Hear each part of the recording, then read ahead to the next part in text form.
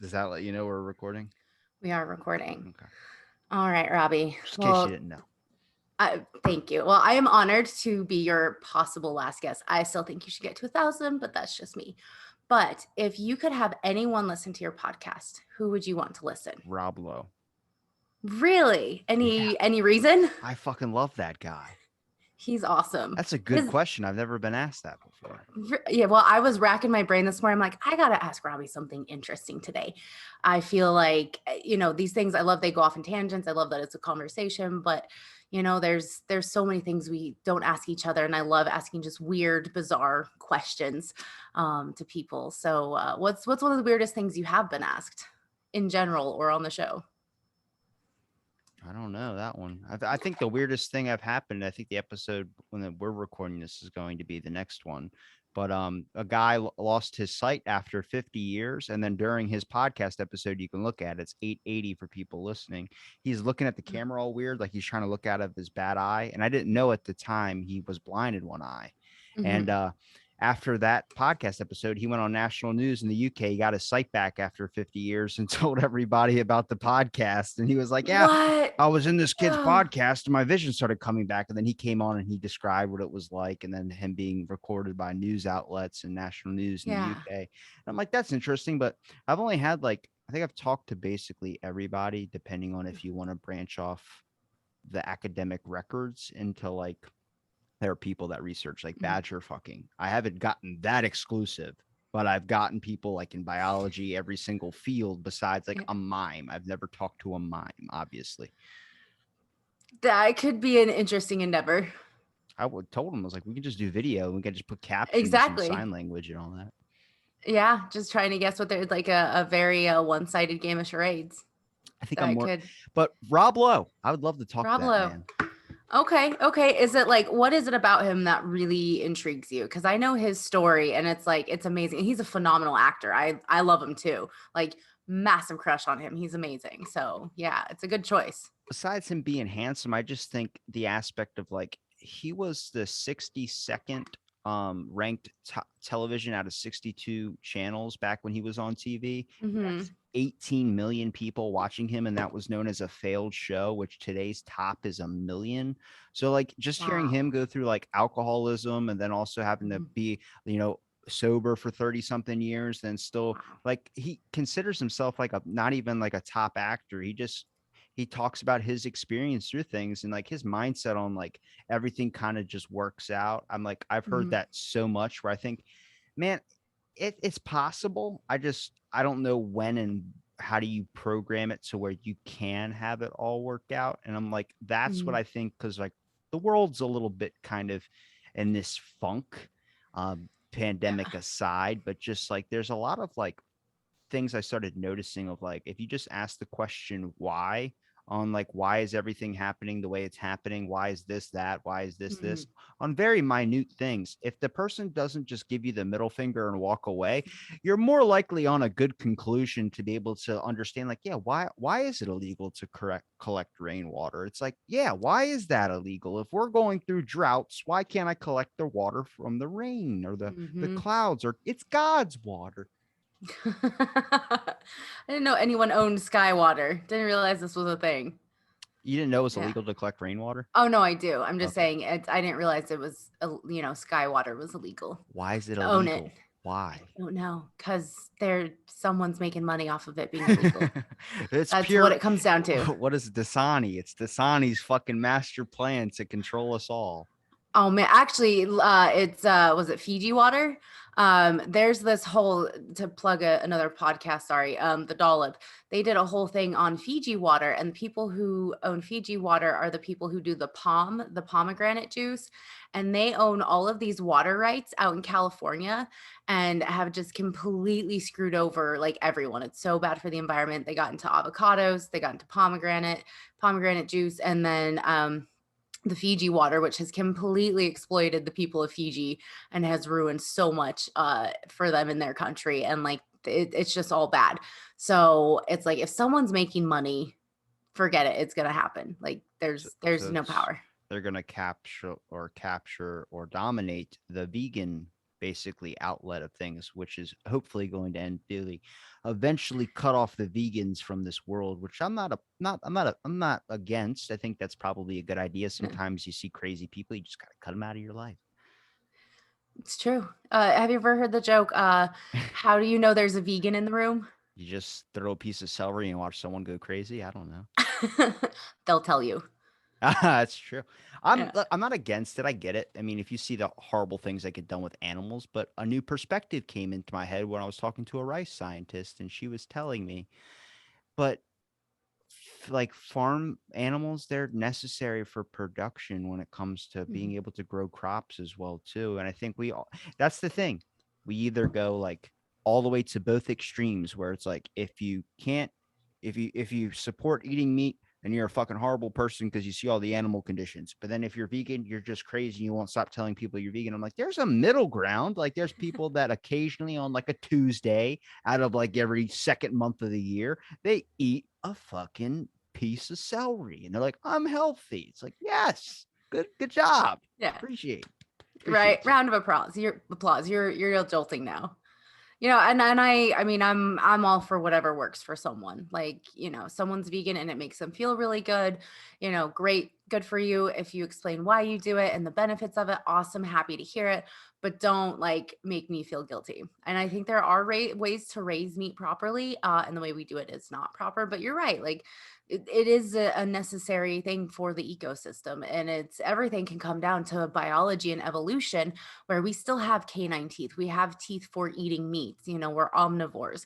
We are supposed to have that kind of protein. Is it absolutely necessary anymore with, the technologies we've created for food, the nutrition that we have now? I mean, there's options out there that we don't have to be carnivores anymore, but it's still, I think, important to our ecosystem, to our economy, which, again, there's right and wrong ways to do things. But yes, I think it's still an important part of our daily diet, and the way our food chain kind of exists in the modern world. It's all about the sales pitch. What are we considering essential? Because what we used to consider essential 10 years ago is not essential now. And what we do consider now as essential is probably not going to be essential 10 years from now. Most people Yeah. would say if you had to pick five things to pick on a stranded island, someone's going to be like, a cell phone. And then some dumbass in the back is going to go, well, you got to charge it. It's like, I'm not thinking that far ahead because it's a hypothetical island. But I would consider carnivals to be essential. You got to have places where horrors happen. And 90% of all accidents happen at carnivals. 90% of all Oh accidents my God. happen in the home, in the bathroom, or in the kitchen. What do they say? 90% of accidents happen in the kitchen or in the bathroom. Could see that. Like, most car accidents happen within a mile of your home, that sort of stuff. Most car accidents happen on the road, Karla. You are not wrong. I know. You are not wrong. But there's an unspoken agreement there too, which I started noticing is like people say like, well, in terms and conditions, I don't normally read them, but they are an agreement that gets slid along. But I was like, yeah, but there's also unspoken agreements in the world that you make a deal with, knowing that there's going to be this Mm. repercussion behind it. And people say, what do you mean? I say, when you get into your car, you're not expecting to be in a fatal car accident, but there's the capacity for that to happen. When you go Mhm. swimming, you're not expecting to drown, but there's the capacity for that Right. to happen. When you fucking eat a can of tuna, you're not expecting mercury poisoning 3 years later. And that's what I'm going through. Are you seriously? Yeah, I got mercury. I've had mercury poisoning for a while. He's like, all it does is Oh. cause depression, hair falling out, and all that. And I'm like, that doesn't bother Right. me. Right. And I love that you brought up like all this risk stuff, especially the carnival. So I'm a thrill seeker, right? That's my thing. I love the adrenaline, I love the rush, I love the danger. Um, Definitely put myself in some compromising situations in the past because of it, but Hold like on. I Do love you carnival ever rides. turn up the thermostat up to 73 just to like get that adrenaline rush? Like fuck, and then just My thermostat is always at 73. mine's at like Believe it or not. 72. Yeah, it's not my choice, but I have roommates, so we got to compromise. If another one would have it at 75, and I'm like, hell no, it's way too hot for that nonsense. Well, you're honest. Um, I like it. yeah, thank you. We try. I only have like four fans going in my room at any time. So Like with for fans, as in people, or as in fans that rotate around your. well, both. I have 4 people standing there with palm fronds, just like fanning me down. No, I'm kidding. Just floor Right fans. on. Yeah, if only oil them up, shirtless. It's a whole thing. Okay. I have dreams. So I went to a carnival. It was this Tennessee State Fair last week, and it was phenomenal. And that is the best part of going to a carnival is the danger of those rides. Because a friend said, Carla, what the hell are you doing? Those rides are not nailed to the ground. I'm like, that is half of the excitement right there, is that you could die at any minute. And you have people that are these, I love carnies, like they are a very interesting type of person. And they're just, I don't want to say salt of the earth type of people, but man, they have probably seen some stuff. They have definitely done some stuff. And it's this person who really doesn't give a fuck, that's probably high as a kite, and they're operating this massive ride that you can kind of hear bolts loose, and then you're on a ride and they're like having to adjust things before they can let you actually start the ride. You're like, this seems safe. There was one ride called the Stinger, and it was a kind that went up, it spun you upside down, it turned around, it did in circles. I mean, it did everything all in one, and it was phenomenal. But there was one part we were going down and we hit hard, we're like, boom, and like definitely got a bit of whiplash, nothing serious, but it hurt. And I was like, there's that moment of, oh my God, I really am going to die.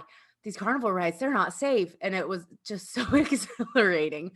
But when it comes to any thrill like that, any risk, and I mean like really big risk, we know we have a big risk going out on the road every day, turning on the blender, left-handed person using right-handed scissors. There's all these risks in the world, but a big one is flying. And when people say I have an irrational fear of flying, I'm like, or heights, and I'm like, that's not irrational. Heights, you fall, you die. That plane crashes, you are gonna die. That is not an irrational thing. So I have this theory. I love observing people. There's three kinds of people who fly. There's the people who go on and they just ignore the fact that they're flying. They just live in their blissful ignorance. There's the people who are absolutely terrified, panic attack, fear, sweat, people that don't even fly because of that. And then there's the people, and this is kind of my category. I have accepted that humans are not supposed to fly. We are in this giant metal thing in the sky, and I've accepted death. And I have said, all right, well, if this thing crashes, I'm probably not going to live. Like most of the time, people don't. And that's okay, because at least I'm doing something I love. I'd rather take that risk and see the world and try amazing things and meet incredible people than always live in fear at home because of that risk. And so I feel bad for people that don't take risks because they're so scared. I feel for them. Our So ideas Robbie, of fear are two different things. okay, all right, I let's don't. hear it. First of all, when it comes to plane crashes, I don't think a plane's going to crash if there's a baby on board because God would never take something so innocent, and I'm not even religious, so you can't explain that one.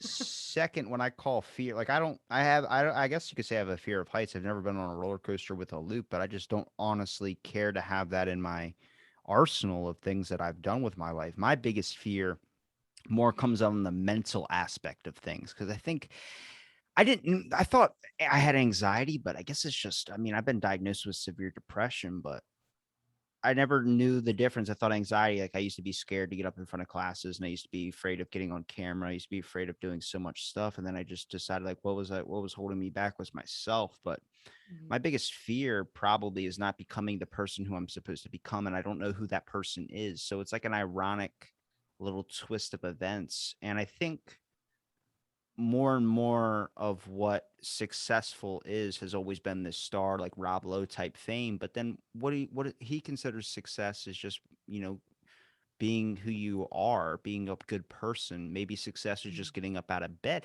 Fears are weird because I think you hype it up too much into your head, and then when the act gets done, and most people want to thrill seek, most people want to be an adrenaline junkie, most people want to go to carnivals, amusement rides, go bungee jumping, skydive. I'm like, I don't. I don't consider that a fear. I consider a fear living your life afraid to be who you want to be or having a conversation on the aspect of you're afraid of what's going to end up hurting you down the road. And I go, what are you going to say in your average everyday life that you wouldn't say on a network or you wouldn't say it Mhm. to someone or you wouldn't have a conversation with someone? A lot of times you're willing fear into existence. I don't know how to get over fear. I actually think fear is necessary because it also keeps it keeps me striving for Mhm. greater, keeps me wanting to create content. On the aspect of I'm afraid of just being alone. I'm a lonely person, and I like my peace, but at the same time, I you can't live your life in fear, and you can't ever beat fear. And I think that's the whole point of life is it's ironic in some ways. You know, if you're dying of thirst, it's food's going to be all around you, but there's going to be no water in sight. Like that's kind of, Right. you know, if you're an artist, eventually you're going to get arthritis when you get older and you realize you're supposed to use that gift for as long as you have it. I don't think that's a god. I just think that's a cosmic thing of whatever this simulation is. You know, if you really Mhm. want to test the simulation, people out there listening, I've said it before, but whenever I say, "Who'd you vote for?" They go, "I picked Trump because I didn't like Biden. I did pick Biden because I didn't like Trump." I'm like, "What about independent?" And they go, "Well, they're never going to win." Well, let's test the simulation. Fucking bam. There you go. I want to see if it's a real thing. If Logan Paul can fight Floyd Mayweather, then why the fuck can I not own a Chevy Impala? I'm just saying. So I think that's a really beautiful way to put that. I think you're right, we need fear. We need it. We need it to survive. You know, if we didn't fear things, then we would just die. I mean, literally, if we weren't afraid of walking in the middle of traffic or I'm putting our afraid of hand on the Seattle. stove. I love Seattle. Oh man, why are you Fuck afraid of Seattle? Seattle. Because they're all Oh man. bunch of crazy fucking Antifa frying pan bashing people over there. I don't know, man. I'm there for the food and the culture and the arts and stuff. Everyone So, I've met there has had bangs like a lampshade where they just go, oh "You're gosh. white and a guy and you need to suffer." I'm like, "Oh, Jesus Christ. I can't deal with this shit." I love Oh man. maybe there are some people in Seattle that are not like that, but I prefer them be more like Oregon where there's just people dressed up as furries everywhere. I'm like, fuck Oh my yeah. god. Yeah. Yeah, I love Oregon and the Portland and, Vancouver, Washington area. That's kinda my jam. I'm with you. I'm with you. So, no, I think fear is really important, and I think the fears that you were talking about, those really intrinsic human experience fears, just being human, are really the ones that hold us back. Like the thrill seeking, that's fun. That is purely fun, but that doesn't cripple me in my everyday life. It is the fear of failure and the fear of success. I have both fears, which is an awful thing to have because I'm so scared that if I fail, then I'm nobody wants to fail, right? That's not a good feeling. But if you succeed, then that means something's going to change, and change is scary. You don't know what's going to happen next. Like I applied for a job within my company and it's completely different than what I'm doing. And I was terrified to get it. Also, because it's in San Diego and not Nashville. And I thought, well, maybe I have to move. That's a big deal when I've never been to California, to don't have a big desire to live there. Talk about like Antifa and like people that are just really out there. Not really my jam. Also, it's expensive, but anyway, so it was a big deal. That was a lot of anxiety, but it was exciting too, and there was a thrill to that. And I think fear or nervousness and excitement are two sides to the same coin. They are the same energy. They're the same endorphins, and we can take that fear and turn it into something that is exciting, which is pretty cool if we can understand those thought processes. So, Robbie, what do you have any coping skills on how to get through that fear? I know you said you don't quite know how to deal with it, but clearly you do because you started this podcast and you're at episode 900. I mean, that's incredible. Give yourself a huge pat on the back for that. I don't have what's coping mechanisms. Like, do I have a fucking Rubik's cube that I twist around and shit? To no, I mean, I'm afraid. I was always afraid to. You know what's weird to me is because I guess I spent a lot of my childhood alone. I'm always weirded out by when people are really close with like their family. Like my Mhm. buddy's really close with his mom, and she leaves him like notes on the fridge. And we're the same age. Oh, It's like, hey, I'm gonna be gone all weekend. Here's breakfast, lunch, and dinner in the fridge. Use it whenever you need it. Love you. And then it leaves the note on there. And I look at that. I'm like, that seems so foreign to me. And he goes, she'll yeah, leave you a note too. And I'm like, yeah, but just fucking like when I meet a girl, I'm afraid to meet the parents because I've never had that. Like, I've always been like, hey, shit's just here. You have to figure out how everything works and do it yourself. And it's just an aspect of parents working two jobs and they're never home. So it was like you right. kind of had to fend for yourself and develop your own thoughts in a way. But Hmm. man, people go like, you know you're truly alone when the only thing beside you is your shadow. And I was like, man, that shadow though, even though it Oh. might be scary to never be around anybody, I was like, but that's the one that I ended up looking to as the one that was always there. And Mhm. like I saw it in a different thing, and I was like, this is where the perspective shit comes in. Everyone's seeing something different, and I love it. Like when you say like uh shit, I already used my Democrat and Republican example.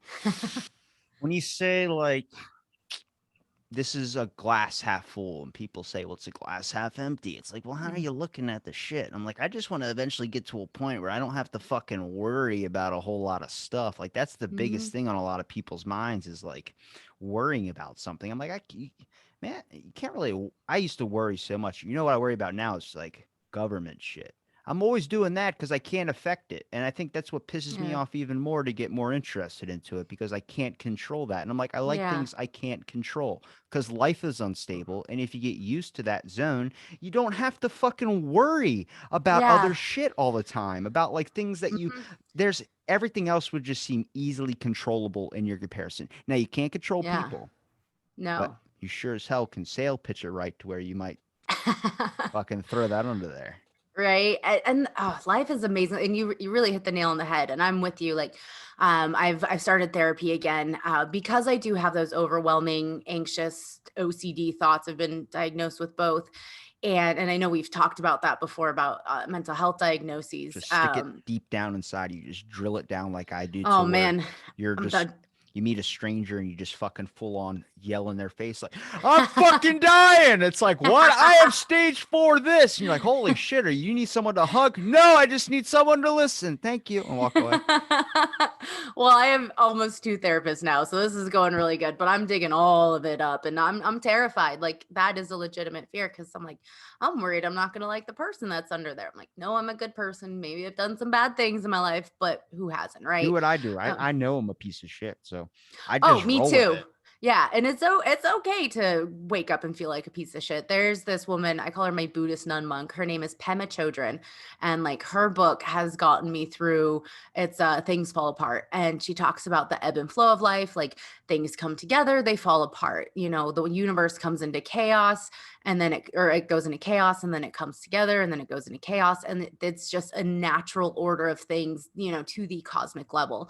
And when I think that's what we were talking about, when you let go of trying to hold on to that control, amazing things happen when you just let it be. That's not to say you can give up and be a couch potato and not work for anything, but you can't control where everything is going to take you. And I have a quote on my desk by Jimmy Dean, the sausage guy.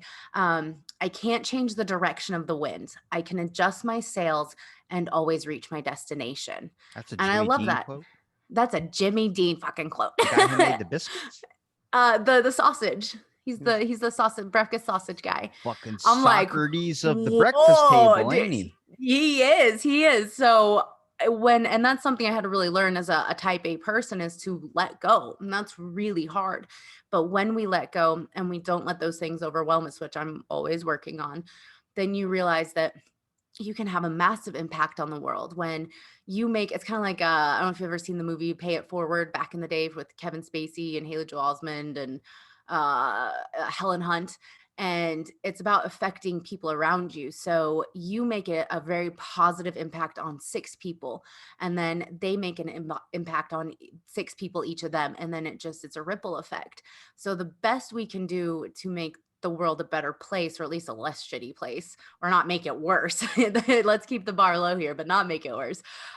Is just be a positive person for the immediate people around you, because that's how you're going to really affect change. Because you and I we're peasants, we're little pissants in the world of capitalism and big government and everything. We don't matter. We don't have the money. Nobody cares about us. And I've accepted this. And I'm with you. I get overwhelmed. I can't do anything. I see this big picture.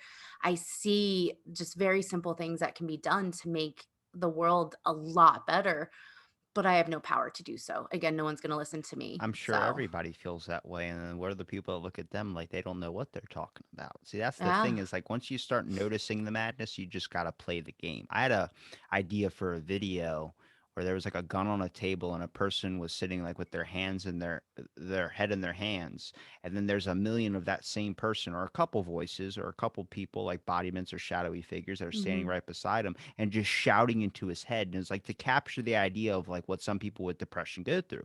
When I work all day and then I go home and I've worked out twice already and I'll do whatever and I'm laying down and I haven't done anything towards the podcast, my brain just goes, "You fallen asleep yet?" And I got my eyes closed. I'm like, "I'm getting there."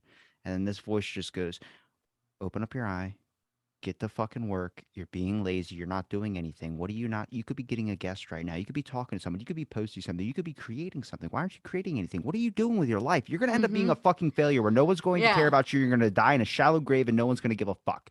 Eventually, if all those voices in that video just start screaming at this person, making him reach for the gun, he before he grabs it and puts his hand on the trigger and all that, he lets go. He goes, "No, I'm tired of you working against me. Work with me." And then this Hmm. whole dynamic starts to shift, and you start to realize that you're not standing alone with a bunch of people shouting at you. You're now standing in a line with a bunch of people willing to support you. It's kind of flipping your depression, but yeah, no, I can't really speak on it right now because I'm not in Right. that tunnel. But for a lot of people, it's all about this idea of like life's kind of fucking pain or life's kind of good. I think life is both, but depending Mhm. on where you're at and what you're doing and how things are going, you have ways to improve it. Now, I don't know what necessarily yours or anybody else's are going to be, and I'm not going to be a Gary Vee to be able to tell you to reach your fucking goals. If you really want to look for a motivational speaker, for the love of Christ, find a crackhead because they're fucking motivating and grinding, literally grinding their teeth down to the Oh fucking yeah. bone to be able to do whatever they need to get their fucking fix. Now, if you place that mentality into a regular person that's just trying to work a job, get a promotion, do whatever, get a nice house, you're going to eventually reach your goals. You actually probably have a full set of a potential that nobody's really seeing because you're so focused in on what you don't have. Me, I focus on everything I don't have. And then when you really start getting to the fucking line, to the point where you eventually just go, "I'm making myself fucking miserable and I don't want to do it anymore." Instead of thinking about jumping off of your fucking roof head first, why don't you think of just stop letting it fucking bother you? Understand that you're doing Mhm. more to. My podcast has gotten people jobs. My podcast has gotten people through hard times. It saved 3 lives out of 4. That one person, we're not counting.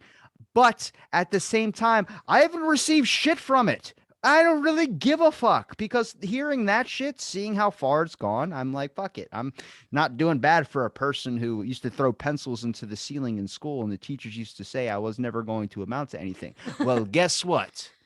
I've You some accomplishments. hey man, like you did get something out of it. It may not be material or monetary, but you achieved something that so many people can't do. You have busted your ass on this podcast, and that says so much about you. And I love that you have the wherewithal to be able to take your thoughts and take them in a positive direction, which so many people don't Sometimes. have the wherewithal sometimes. And that's why I'm in therapy too. I'm like, I have all these thoughts and I know that yes, I can be productive with them and that some of them are holding me back. What do I do with that? I overthink everything. I mean, like to an extreme. Like My the things I therapist notice told and me to overthink stop about. coming by because I was like, "Hey, you ever have that feeling like what would it be like to suck a dick?" And she was like, "Robbie, I think we need to talk about some things." I was like, "I'm just not like to do anything. I'm not gay, but a mouth is a mouth and a tooth is a fucking tooth, right?" And she's like, "Whoa, I'm kidding. Uh, That's a Ron White joke. oh, I was just gonna say, I think you're doing it wrong. No teeth should be involved. You've Pro never tip. heard Ron White's joke about that?" I haven't. When he was like 18 and 19, he was in the military, but he was off station in Hawaii. So he used to Uh-huh. go down to this place and they did a documentary about it. It had the longest like transvestite prostitution thing for 50 something years. And every day he used to go twice, sometimes 3 times a day to get a fucking blowjob from one of these ladies down there. So he was like, "I had 150 dudes suck my pecker." And he goes, "I could tell you right now, a mouth is a mouth and a tooth is a fucking tooth." He goes, "And now if they would have put their hands on my pecker, I'd have been like, 'Hey, bro, you're a fucking plumber. Get your hands off my pecker.'" But I love fucking Ron White. That man did not reach stardom until like his like early 60s or late Yeah, 50s. So I mean, that was when Jeff Foxworthy took him on road. So necessarily, right. when's that grind? When's that payoff going to happen? He was about to quit. He was about to go back to selling like siding for houses and shit, and then we would have never heard about him. I feel like whenever you feel like this is the time to leave and this is all fucking worth nothing, is when you end up backing out, right? But that's the point when it's gonna Hmm. get good. And it's like it's hard because you look at it like, do I end up podcasting for another 1,000 episodes, or do I end up just giving up and then stopping because it's not going anywhere? I don't know, but I'm not willing to. If I've gone this far, I'm not really to turn around and go, well, the hike's too damn far, and then fucking throw my Right. hands up and just find a walking stick and fucking trek back while kicking everybody's feet out from under them as you're passing them down the mountain. I don't see any benefit in that. Have you ever heard, I'm sure you have, the book, The Subtle Art of Not Giving a Fuck? I've heard of it. I've never read it. It is phenomenal. It is right down this alley, but the concept is a lot of us give a shit about too much. Like as a kid, we give a shit about everything. We are angry if that blanket is blue and not green, things like that. You got the chocolate cupcake instead of the strawberry one, and you give a shit about everything and you will throw a tantrum. And then as you get older, you give a shit about a lot less. And because you have one, less energy, but two, you have so much less time. And so deciding what to give a fuck about and letting go of the things that really aren't important really gets you a lot further. So his example was he's like, well, as a teenager, I wanted to be a rock star. And then I realized you have to practice all the time. You have to do the shitty gigs. You have to promote yourself. I mean, it is a grind. It is so hard to make it as a rock star, movie star, or whatever. And he was like, I didn't give a fuck enough about it to do the actual work. And I think recognizing that and being able to embrace that is so healthy. And he goes also on to say that when we are told to look in the mirror and say positive affirmations, what it's telling us is that we are already lacking something, that we are not good enough. So we have to convince ourselves we are. And it's okay to, we are good enough, as long as we're caring about the right things. Like we need pain in our lives. We need that, like talking about fear, we need pain because without it, then, we wouldn't enjoy the good stuff, but it also wouldn't push us to grow either. We would just stay in the exact same spot. You may not be a good example for this, but most people don't like to work out, but we like the benefits of it, the mental health, the, physical appearance afterwards, the physical health overall. And so it's just about what is important to you and working for it. And if you're not willing to do the work, then clearly it's not important enough. But it's a great read. I highly recommend the Audible book just because the author reads it himself. So you hear it in the way he's writing it in his head. And it's hilarious too. It's a very, very quick listen. But I really learned a lot from it and just accepting that I am not a failure. I may not be where I thought I was going to be, 5, 10, 15 years ago, but I'm where I need to be and I'm happy with where I am. And when you stop giving a shit about the stupid stuff, again, the universe just opens up doors You should and you're read a my lot book. happier. You have a book? I have 3 published books. What? Yeah. What? How do you, how you're 23. When did you have time to do 900 episodes and write 3 books? 2 were written for me, and 1 I wrote by myself back when I started when I was 20. So it's been a 3-year process writing that book, and then 2 were written from me. My cousin was one of the people, but he took everything from all my episodes and all the good quotes I used to say, and he's listened since like 200 something. So he's Wow. put them all down into a book and formed it, and probably added some words in there too. But one's an Amazon's bestseller, but I don't know what that they measure those analytics off of. So it's called, first I one's mean, called Hillary Clinton's a Reptile. Second, I was trying to find a way to insert it into a joke. But yeah. I worked in a porn store when I was 18. I have No decided in fucking, my what are we talking about I did. motivation for? Tell me more about the porn store. So, okay. So I always promised myself I never want a normal job. And to this day, I've had maybe one and it lasted about 2 weeks. So I've never had a normal job, quote unquote. No, I take that back. I worked at KFC A&W for about 4 weeks. And then I got the job at the porn store. And I worked there for almost a year. So I was 18 and it was one of those like really seedy porn stores that had the adult arcade. Are you familiar with those? The adult arcade? Yeah. Is that like Not with not like, like a not a beer cade. I know, but like the Mortal Kombat machine, but instead of like a thumbstick, it's a dick, and they just move the dick around, and then eventually it just shoots out something. You're like, I fucking won, I guess. If only, Test but your no. strength. Oh man, do you have what it takes to jerk someone off? No, it's It's a a practice. it's a real good to know. I wouldn't know. Um, just in case my mother listens, or my dad. So it's Hi, a Carla's mom or dad. Nice to meet so you. it's this room that, or not this room, but it's inside the porn store, and there's several booths, and they have doors, and you can lock them, and there's 50 porns playing all at once, and you can choose a channel. So you have to buy a Oh, card, and there's so many minutes on it, and you're not supposed to do anything because that's technically public indecency or exposure or whatever. And but guys go in and they jack off in there to these yeah. pornos, and it's every kind you could ever want, That's how they and they got just Pee play Wee. on a loop 24 hours.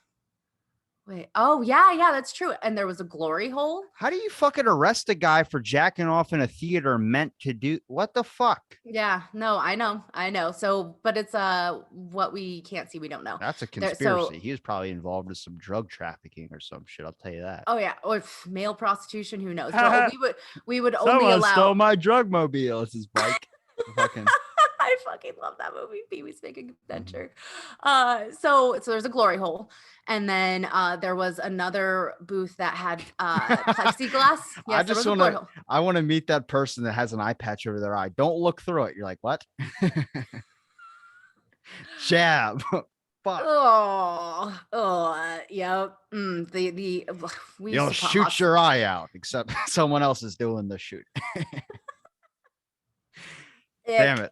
it. Yeah, we used to put hot sauce in there because we were sick of these guys being assholes. Oh my Because they would be really God. rude to us. Yeah, we were mean. But there was plexiglass between two other booths, and then there was one we called the party booth. But technically, guys weren't supposed to be in the same booth at the same time. No women were allowed. It was like a safety thing. Couples could go in. It was very weird, all these rules. And It's then my we had servant. I fucking clap my hands and he does it for me when mine get cramped up. yes, That's what I love thought. it. Oh, and we'd have these guys go in with wedding rings on. I mean, and I don't want to say it was sleazy, like I feel really bad for those guys. But it was very interesting people watching. And we did have a janitor that after the guy left, he'd have to go mop up. So he was a jizz mopper. See, But there was your life could be that, people. Stop complaining about your life. You could be mopping up someone else's you could jizz. be a jizz mopper. I was a smut slinger. And then I graduated to and then I graduated to amateur sex therapist. Oh yeah, I helped a lot of people, What a lot the of couples. fuck are we Yeah. talking about? Did you have a degree to do that? No, just a lot of practice. I got a lot of clinical hours. So You're tired upstairs, with the front. Go in the fucking back. I don't know. Fix your marriage. right? Jesus. Be like, by the way, and I had to test out like vibrators for people, not on myself, just to make sure the batteries worked. So upstairs was what we call preview rooms. So you could choose any DVD in the store, and I would pop it in a DVD player. You would go upstairs, and you could have 2 hours to yourself to watch the entire movie. So it's a little bit more private and a little less creepy and It's not still hook fucking uppy. creepy. It's still bizarre. It's still Go bizarre. home and fucking. That's Well, what made they're me sad when I talked to my brothel keeper friend. uh-huh. She was telling me like the most busiest days are like on Christmas and the most Yeah. busiest days are like on major Mm-hmm. holidays when people are around their family. I don't know. Like if you're not with your family, then you feel like fucking and starting one probably. But on an aspect Yeah. of like, it's very, very sad. A lot of these people just need people to fucking talk to. Yeah, talk to or just like be themselves. So, and That's how I'll I make worked a money, Carla. I'll fucking charge for this shit. Not the patron listeners, but just someone to be on it. You want to talk to me? You feel like jacking off? As long as I don't see it through the Zoom call, it's good to go in my book. there you go. I mean, I work in a call center setting, and I've had guys calling in and jacking off, and you can hear it. You're like, bro, like I know what you're doing. Suicide prevention, No, I do drug admissions for counseling. drug and alcohol treatment. Oh, Yeah. I'm not I a was just counselor, but it ends up hoping you happening. changed lanes. Maybe you did suicide prevention. I do in a sense because people do call in suicidal, so I make sure they get the help they need. I I've think I'd be called good the at police a that lot of job. times. I think you would be. I think you'd be really good. I'm gonna So kill myself. Why? What? I don't, why are you doing that? I don't know. I thought you're supposed to talk me out of it. Well, I don't know how you're doing it. How are you doing it? I'm gonna heat up a knife in the microwave. Well, that doesn't sound fucking fun at all. It sounds long. It'd be easier if you just jumped head first off your fucking roof. And the guy just goes, "That's a good idea." Well, I'm not saying you do it, but I'm just saying make your life a little bit easier before the end. And they're like, "You're funny, dude. Thanks. I'll call back tomorrow." It's like, all right, same Yep. time. Yeah. Same time, same bat time, same bat channel. It's a good So time to what? get canceled at 900. Am I right? Uh, there you go. Yeah. So no. So no more same bat time. No more same bat channel. Like I'm gonna miss you, Robbie. So I'm not but killing I'll. myself. Why? Oh, okay. Oh wait, that got dark. So okay. So yes, I think people need a lot. They need someone to. Jesus. I don't know why this is sitting on the table. Don't put that in the microwave. You will ruin your microwave. The knife will be fine. Your microwave will probably I explode had a and pocket potentially knife burn your house because I down. had a string on my shirt and I had to cut the string. But then now that it's there, I'm just saying this is God's way of speaking. No, I'm just kidding. This is it. I'm This is not the that point. depressed, really. At least start right now. I would like some ice cream. Everybody's got some fucking ice cream. Oh, ice cream I think really could solve a lot of problems unless you're lactose intolerant. So like I was helping my buddy out. His mom's boyfriend got a grill for like 2 grand, and I was drinking whiskey when before these events started unfolding. So we Mhm. had to go pick up the grill, and he's like, "All right, let's go get a fucking boat slip." So I'm like, I don't know why it is, but whenever I'm like hammered, I want a cigarette, and this is like 10 a.m. So I'm like, fuck it. So I started smoking a cigarette in his Hummer. We're driving to go get the grill. We're trying to like put this fucking giant grill the size of like half of a car basically onto this thing. Uh-huh. It's like it had the smoker, as the rotisserie thing, has all this shit to it. I'm like, I don't give a Damn. shit. And we're putting the grill, we put it on the fucking boat trailer. So there's like holes in the fucking thing, but he put plywood down there and he's like, just sit on the back and hold it. I'm like, okay, that makes sense. So I'm holding it. His truck dies in the middle of the fucking road. No. Okay. So I was like, how far back's the house? He's like, it's like 4 miles. You can't run that. I was like, don't fucking tell me I can't run it. And I started running. I got all the way to his driveway and I see my car coming at me. And I'm like, the fuck? That's my car. And it's his mom. He's like, hop in. I was like, you want to switch seats? I can drive. And at this point, I was basically sober after running all of that. I didn't have Right. that much. So I wasn't like blackout. I was just fucking a little bit like, I got a buzz. And probably shouldn't be driving, but it was all like side roads and shit. So I was like, maybe. But I was going to get into the car. I probably should edit that out. But I was getting in the car and I was in the passenger seat and she's like, all right, well, where did they park at? I was like, there's down the road, in the middle of the driveway. Pull in, get my buddy, we go back to his house. I forgot where I was going with this story. I had a really good point to add to it. Yep, it's gone. Yep. Out of the I blank hate that. podcast. It's bound to happen to my guest. It happens to me too. Continue on. Okay, so not normal jobs. Like I said, I never wanted more normal jobs. Oh, so back to writing books. That's where all that came from. Was I came up with a book title, "Memoirs of a Porn Store Clerk," and like I've come up with amazing chapter titles. I have some great stories. A lot of life lessons sprinkled in there. Some things that are just ridiculous. But there was this guy who, and remind you, and you say like, why don't you just go home? Well, the thing is, back in 2006, you were on fucking LimeWire and Kazaa and Napster and stuff. Not so much Napster at that time, but you were downloading porn, and a decent amount of porn was going to be an hour to download, and you'd maybe get 5 minutes. So this was still a Oh, necessary where the service. picture loads like one slide at a Oh yeah. time. Yeah. Or like there's a little bar loading. Oh, it's miserable. And if it freezes, you're So like, fuck. yep, and then you end it and start, oh yeah, awful. And then by the time you're done downloading it, it had disappeared, like someone had removed it, and you're like, fuck my life. So yes, people would go and actually buy DVDs or watch these in the store. So this guy went up to the preview room by himself. Very nice guy, well dressed, like Dockers and button-up shirt and stuff. And he's like, and it was always cold in the store. It was freezing because they didn't want people to stay too long. So, and like, just waste time, possibly shoplift, whatever, cause trouble. And so he went outside. He's like, I got to go get my jacket. I'm like, oh, okay, no problem. Well, that morning, because I used to work graveyard shift too, which made things really interesting. Like, almost got robbed once, so that was fun. There was a whole Tell chain me of about that. robberies on our stores. Oh yeah, so no, did not get robbed. Thank goodness. They caught them before they hit our store because we were next. Did you headlock them?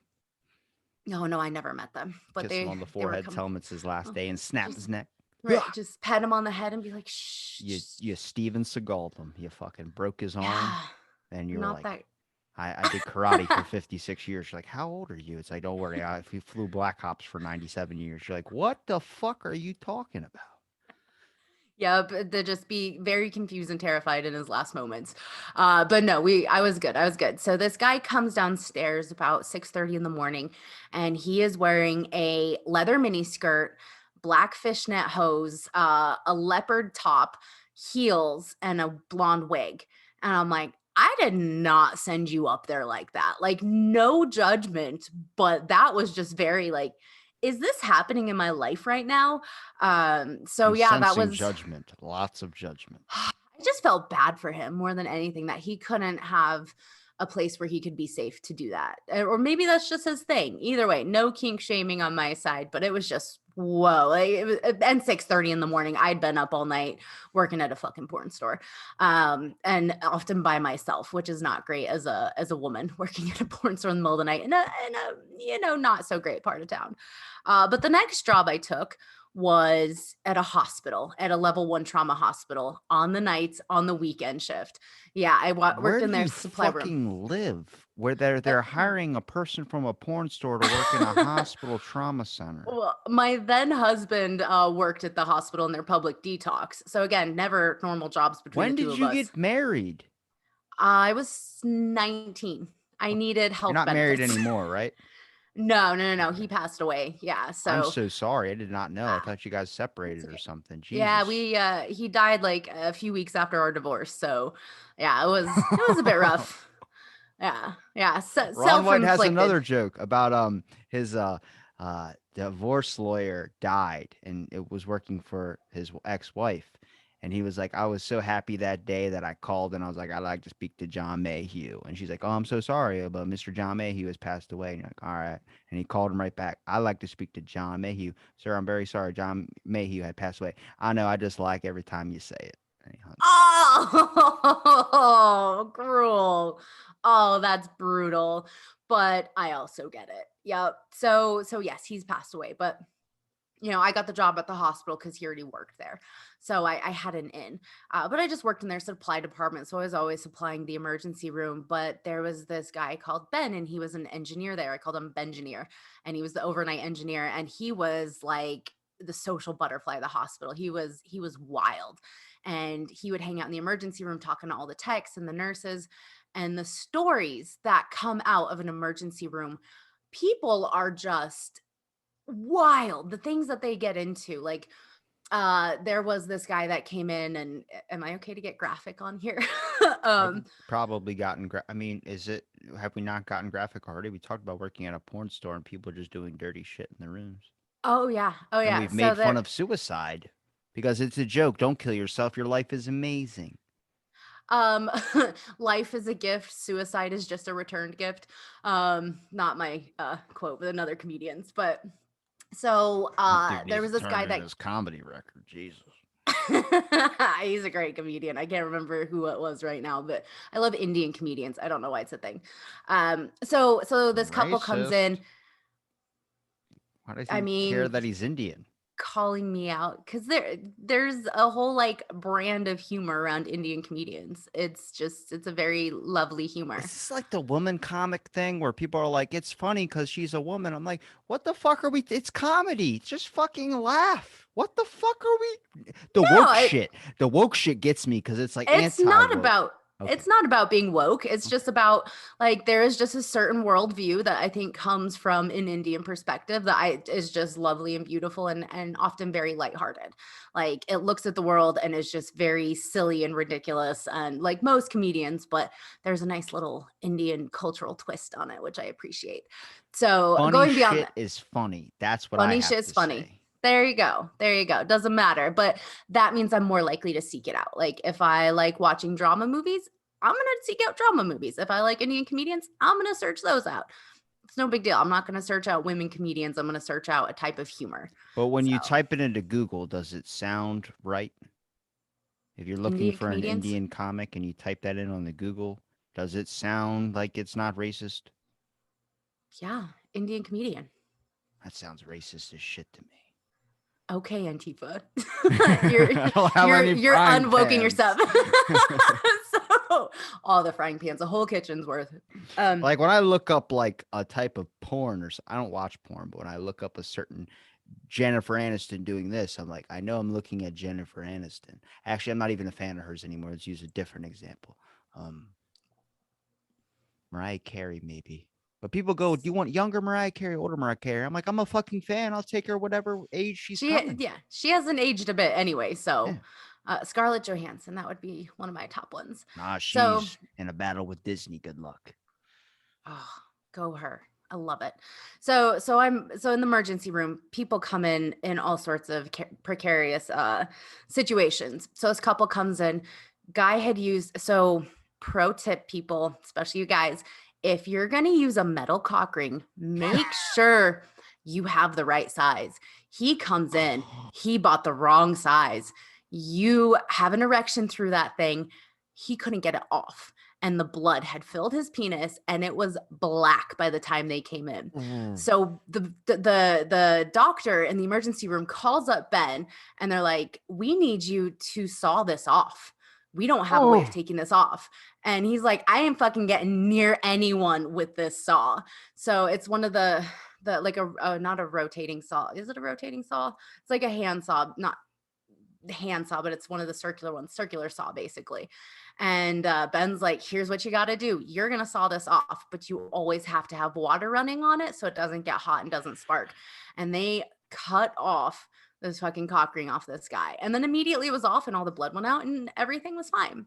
A woman came in and did you know your uterus can fall out? Well, not Yeah. your uterus. Yeah, it can just fall out. Apparently, it kind of looks like a rump roast, like a raw rump roast. Didn't need to know that. She had so many kids that her uterus kind of fell out, and she stuck a potato up there to hold it in. And she came in the emergency room with this awful smell, and it had started sprouting.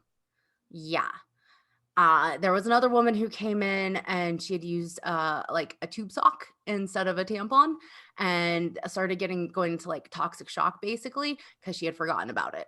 So when people come in, like, if you use any sort of dildo, make sure you have enough lube and that you know what the fuck you're doing because it can get stuck with the suction and start like pulling your intestines out. So they have to take you upstairs to surgery and remove it surgically. Yeah. So the emergency room, wild, wild, wild place. But you know, I have this theory if you can fuck it or have a fetish about it, we've already done it. And it's crazy. People are Well, wild. it was like what, a week into the pandemic and people already had mask porn. Shut up. Yeah. And it's weird how our priorities are, where it's like we had a vote on more people were caring about the vote on having condoms and porn rather than voting on like who's our president going to be. That's the weird part. And the Olympic drop off. Did you notice how many people watched the Olympics this year? It was like 26 million people. Nobody gave a fuck. Nope. It's Nope. been Nobody cared. slowly declining, and this one was the lowest ratings they've had so far. Wow. Wow, that's tough because I love the Olympics.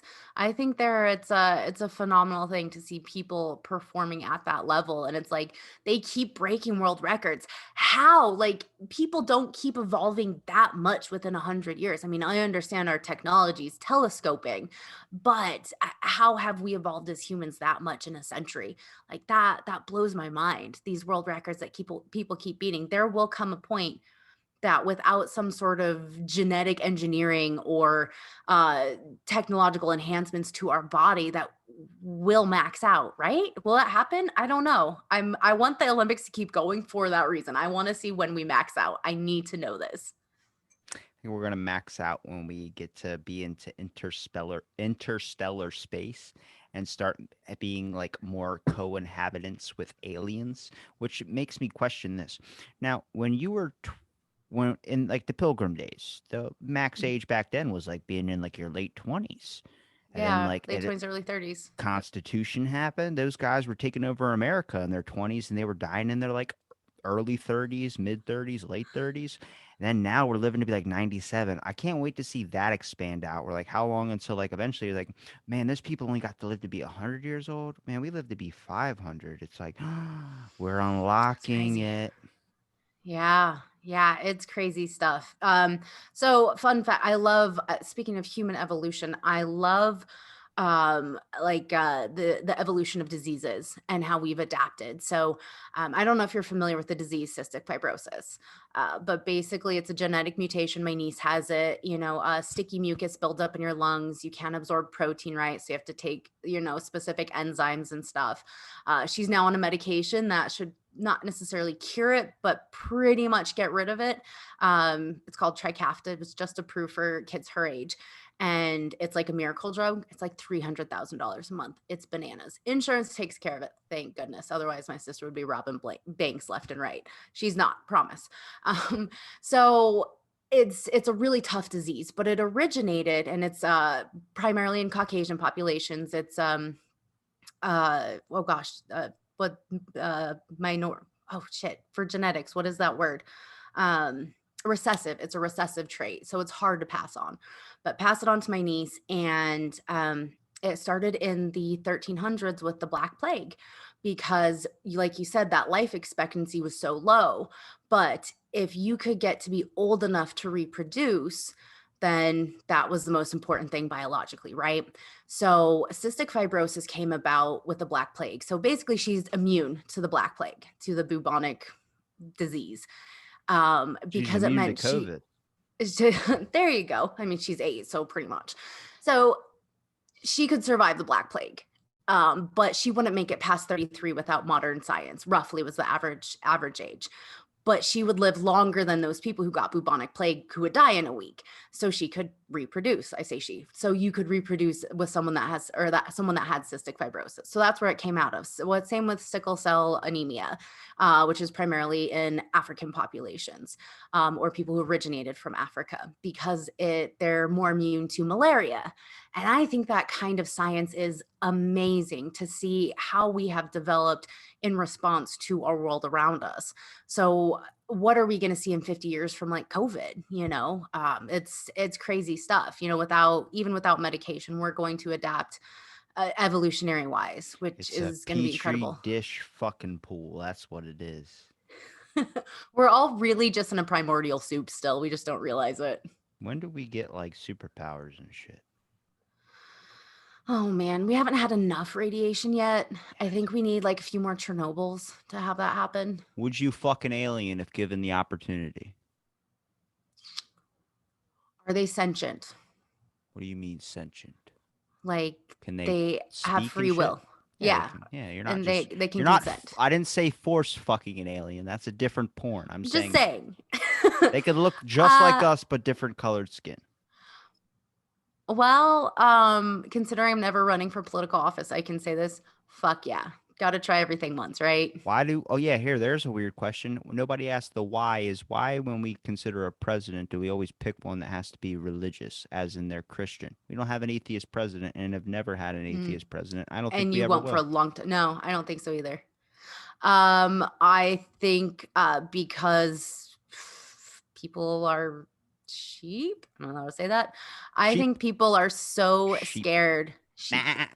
Yeah. I think people are so scared of someone that doesn't believe anything like that God will come down upon them for supporting someone like I that. trust them more. They're not fucking saying God'll fix it. You fix it, Exactly. motherfucker. Yeah. No, I fully agree. And they're more objective. They most atheists or agnostics are like, you do you. Don't try and make you do me sort of a thing. I don't need that. But you can see things, I think, from a more objective perspective. But I think a lot of especially Christians, I think the way they see people who are atheist or agnostic don't have morals, because who tells them what to do? Who tells them a moral value guide? And I'm like, I don't know. I just choose to not be a dick. It's Isn't that not hard. ironic how like we choose like they have to have morals by being a Christian, but they can go ahead and fuck kids on Epstein's island and they don't give a fuck. It's like, all Mm-hmm. right, that makes perfect sense to me. Thank Yeah. you for testing the fucking capacity of us to look Yeah. into ourselves as people and realize That's the one way they can make everybody pissed off and act out with no emotion is by saying they did something with kids. If we were in a different society that looked at that differently, if the mayor was on drugs or something, we go, he takes drugs. I don't care anymore. It's like, well, did you look into this? No, he takes drugs. No, but for us, it's they did something with kids, and everyone can gang up on the fact that we all care about children and we don't want any of them to be hurt, and that's what gets Mm. everybody acting so crazy. QAnon starts up because they think everybody on the internet's a fucking pedophile. Oh my gosh. Yeah. Let's not even get started on that. Although, funny fact, the mayor of Toronto, massive crackhead. And I think he's like into So prostitutes too. was the mayor of And DC. and they reelected the mayor of Toronto. They're like, he did So really did good the fucking mayor of work. So DC, Marion Barry. He smoked crack and he said nobody knows what's in that pipe. I'm like, and they reelected him because he did his fucking job. job. Yep. If you do, I don't give a fuck if you're the biggest cokehead. If you do your fucking job properly, then Right. fuck it. Maybe that's As what long you as you're need. not hurting other people. And that's where I feel, and like from going somewhere like Denver and more of like the West or Northern kind of laws and regulations to going to the South, I've really appreciated the less regulation, like letting people really just do whatever the fuck they want to do. Or even if there's a law, not enforcing it strictly, like let people do what they want to do in the privacy of their own home in their own time, whatever. Again, as long as nobody's truly getting hurt. How People do are they getting hurt. know that you're doing it if you're not saying it to the fucking world? That's your mess up, is when you're open to the fucking world about the shit that you do. And if you do something as Yep. horrible as that and you know society deems this as wrong, then why are you going around talking about it? Hmm? Yeah. Well, yeah, Hmm? ignorance is bliss, and it's not illegal unless you get caught, right? I'm so glad I'm like vanilla in everything that I fucking do. Where people, my ex was like, want to try collars? I was like, nope, I'm good. I just know I'm not gonna like it. I just prefer just to get the 5 minutes out of the way and then let's move on to watching a movie or some shit. Oh dear Lord, Robbie, you just made yourself single for the rest of your life. What? No, hey, there are things I have tried that I never would have thought I liked, and then I'm like, damn, that was When they good. start Let's bringing keep doing that. food into the fucking bedroom, I'm like, No, oh no, no, no, no, Jesus no. Christ, my OCD shit.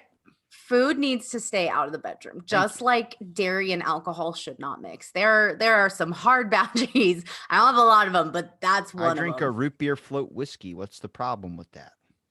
No dairy and alcohol, like White Russian, ick. White Bleh, Russians nope. are amazing.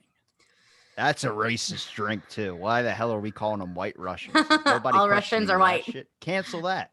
Pretty much all Russians are white. I don't think Let's so. face it. I think so. I don't think so. I know a few not white Russians. Yeah, you know a few, but most of them I'm sure are pretty white. We need to find the demographics on this. All right. Just the look on your face is amazing. You're like, I don't know about this. Mm. Where is this going? Where is this Why are going? all Irish people alcoholics? Well, there's a major amount of depression in Ireland. That's why they turn to Hmm. fucking alcohol. Nobody talks about that shit. See, I'm not mad. Like people go like, man, you're always into the politics shit. It's like, cause I don't, it's like, I get mad because I have a compassion for people, but the way we're trying to get change is not the way we're supposed to be getting change. We're not getting Hmm. change in the proper forms. They dangle something in front of your fucking face, and then everyone's like, "Oh, this is a win for us." It's like, dude, you can get so much more. It's like you just got sold a used shitty car, and you could get a fucking brand new one. But you look at the thing that they offer you and not look at the things of what you need to take to get it. You make all the necessary actions to do Hmm. so. And I just look at it like I don't like things with power. If you have too much power, then me and you have a problem. If Rob Lowe became a dictator, we'd have a problem. Actually, that's a good question. I had a very long argument about this with one of my best friends who we got our degrees together in history in undergrad. And I said, I think I had a friend in school get me a bumper sticker that said, future dictator of the world. Because a lot of people were like, you should run for president. I don't know what made me president worthy at the time. But so I'm like, nah, I'd rather be a benevolent dictator. And he's like, Carla, that's an oxymoron. You cannot be a benevolent dictator. I'm like, why not? When you're doing things for the good of the people, like where you just take control and you're like, right, fuck all you people who are being bought by corporations, who only have your reelection at heart. Like, I'm getting rid of you all and I'm doing what needs to be done for the good of the people and the welfare. And obviously, that's a bit subjective what that means. But it's like if people are living healthy, productive lives above the poverty line and have access to basic human rights, but there's a lot of degree of freedom, like a lot of I guess libertarian views of live and let live. I'm like, how is that a bad thing? So is it possible, in your opinion, to be a benevolent dictator, or is Nope. that a complete oxymoron? I I'm probably side more with a libertarian than anything. Can my buddy Adam Nutter gave me a test on it in a podcast, and I seem to have sided with everything that was libertarian. But I think eventually you'd have to get the libertarian out of office too, because eventually the power would go to his head. Eventually, he's not going to want everyone else to make the decisions on Yeah. the whatever jobs you're supposed to have, and he's going to want a little bit of power in it. Eventually, if you're a king of your civilization, much like when I play Minecraft, I build up a nice civilization. I start Uh-huh. building houses for people. I create a bunch of villagers. I make the place Yeah. look really nice. Then eventually I'm like, fucking lava. And I just place lava and burn it all down to restart. Because you get comfortable, you get complacent, you like the power that you have. You necessarily don't like all the backlashing and back tongue that people tend to Yeah. give you, which is going to be known to happen. People look at like Sure. countries now, like, it's falling apart. Oh, this country's shit. I was like, it's doing pretty good for a couple 100 years old. The fact that not everyone has nuked each other yet. It might be every time Okay. on the border of it, but I look at it like you're always going to have people that are not necessarily going to agree, and I don't think people Sure. should agree. We choose. No. So my method here is we bond more on our similarities, and it's always been like that. People say bond on your similarities. That's not the right method. I think the right method is to use your differences to be able to expand the conversation and use what you're designed to do. Mm-hmm. Information processing. We're all information. We all have stories to tell. We're all basically virtual books. We're expressing our stories. We can have Mm-hmm. conversations. We can expand thought. Use that, your differences, to expand each other's thoughts and learn about each other's mishaps, all of each other's experiences, and you'll Mm-hmm. get a better understanding of who people are. When I can sit there and explain, like, I know what it's like to heat my whole entire house by just opening up the fucking oven. Like, I know how to do that shit. A lot of people don't know how to do that shit. And that's just coming from like a poor background. And then people go, like, I know what that's like. It's mostly people of color that can understand that. I'm like, because Mm-hmm. it's not a race thing. It's a poverty thing. It's a money Mm-hmm. thing. A lot of people go, well, I'll never be able to understand that experience. Have you fucking tried? Have you tried Right. talking it out and then finding similarities in your life to use it with their differences to be able to understand that situation?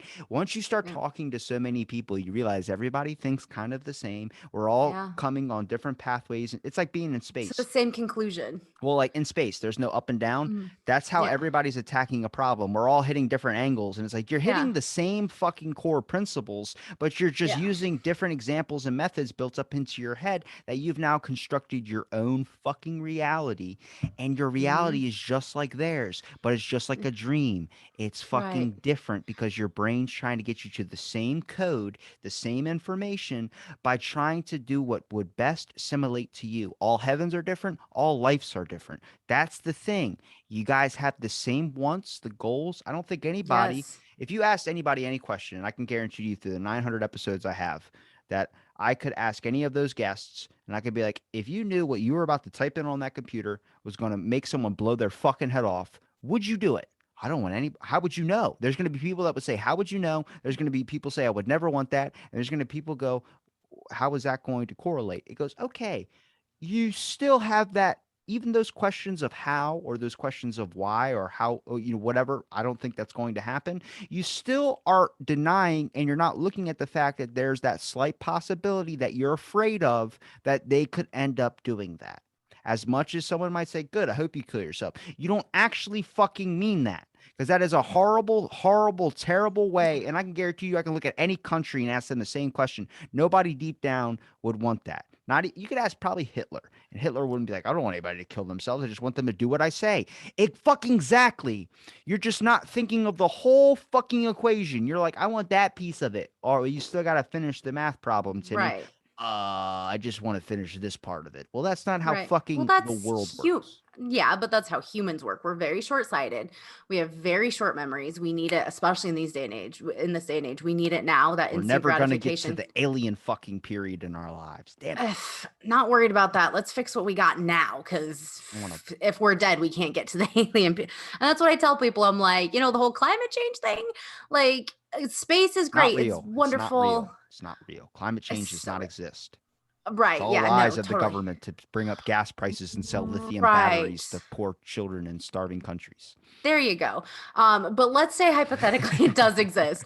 I'm like, if we don't fix that, we're not going to have a world to argue about this shit in. Good. So let's do that. I know. And that's why I'm like, humans don't deserve this place. Like, we fucked it up. We're terrible. Like, in the Matrix, we are a virus and we go and destroy everything. And this was before climate change became a thing. And it is so true. So we don't deserve it. And that's where my mind always goes back to just complete nihilism. Like, fuck it, let's just all die and let Earth reclaim itself and heal itself. But pending that not happening, we got to fix that first. But I'm with you. That's something I learned back in the 2012 election, before the whole like extreme right, alt-right, fake news kind of Trump era of direction, is when Romney was running against Obama. I realized in talking with people, when we could still have these dialogues without it getting just insane on either side, this isn't one side or the other, um, is everybody wants the same thing. Most people have a good heart, and what they want comes from a good place.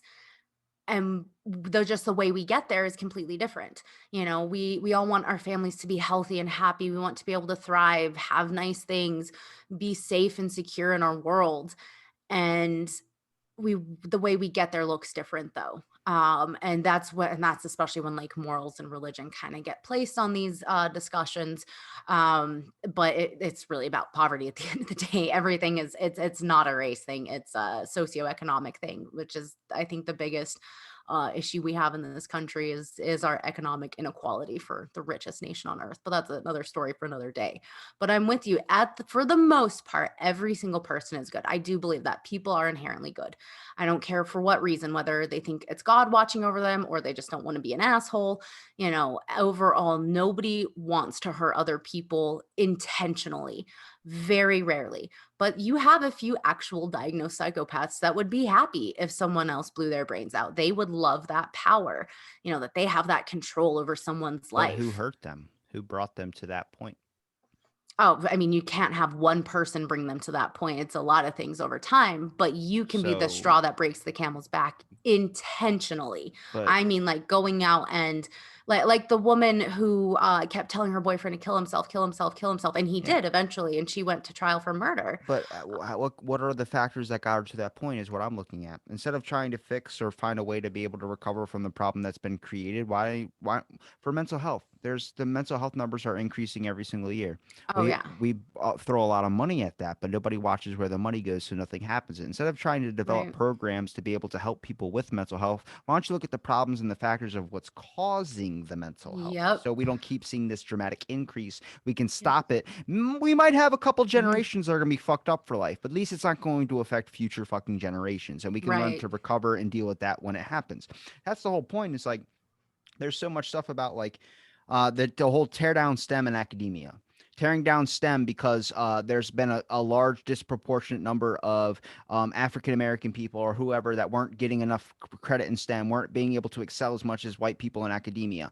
Okay, well, instead of fixing that issue, you decide that nobody gets candy and then you take the whole fucking thing away. Why don't you Mhm. find ways to make sure that they can excel as much Everybody as gets candy. so there's no disproportionateness? Instead, they were Yeah, like, no, let's just fucking cancel it all. And they shut down academia. because And it's it's like, easier. what the fuck are we Yeah. talking It's about? easier and it takes less money and it keeps people poor. I mean, And at the then end of the people are day, just going to say on this episode, they're just white. They don't, they're just white and this is their white privilege. Bull fucking shit. You can't blame it all on the goddamn race thing. Find ways to fix the problems instead of saying you're white, so you don't understand. It's like, I'm pretty sure I have fucking 2 ears on the side of my head and both of them fucking work perfectly. and I'm white and I I can't understand. And that's okay. But that doesn't mean I want to make things worse. And I'm with you. I mean, if we could get everyone above the poverty line and give everybody the same opportunities, let's face it, people of color don't have the same opportunities. We are born into something inherently. It's not our fault. And whatever. But again, we can do things to not make it worse, and we can do things to make it better. Accept it what it is, and then try and make things better and recognize what's going on. And that's, I think, the best thing we can do is be aware of it, but not be bitter about it, not be angry about it. Just be like, all right, I see this. You're right. What can we do to make things better? And let other people lead that dialogue, I think, is the most important thing. We need to take a step back and kind of be told what to do. I think a lot of times there is no right answer to this conversation. I've had this conversation with a lot of people of color, and they see it all sorts of different ways. So there is no right answer to this situation, but the right answer is, let's get people some fucking money. Let's get them out of poverty. Let's give them healthcare. This is the big thing. Let's give them healthcare. Let's give them education, a livable minimum wage. Easy. A lot of things get solved with that. A lot of things get solved with that. Then the other stuff, the societal, moral, religious stuff can come after. Let's debate it when people aren't dying of hunger in the richest country in the world, is really what it comes down to. Not just hunger, but that's an example. Like you were saying, these mental health things, financial insecurity, food insecurity, housing insecurity, cause so much mental health issues.